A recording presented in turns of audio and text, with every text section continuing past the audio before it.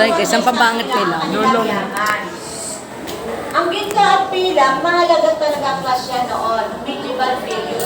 Kasi ito tinatawag nilang sistema bullion.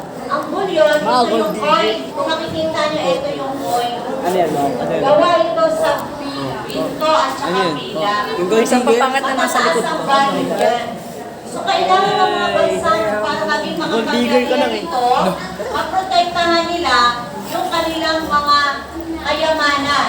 So, ang mga bansa na gusto sila ng mga tuklas sa mga lupain para sa karangalan ng kanilang hari at reyna. Legitor.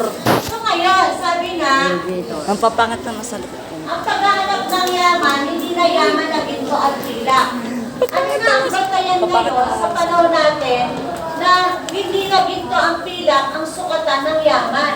Ano kaya ang likas na yaman na nagiging sukatan namin na ngayon na mayaman ang isang bansa? Yes, Lolo.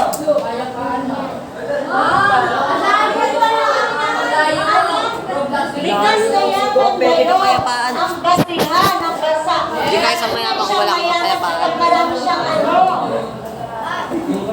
Magmamayari. Ba? Anong likas na yaman?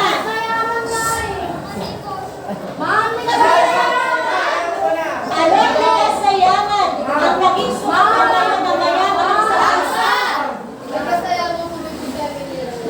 Anong mineral? Isda!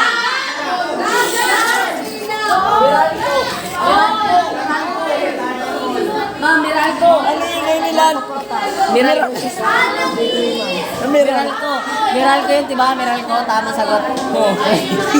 Meralco. You didn't have to cut me off. Say that I could never. That we were nothing.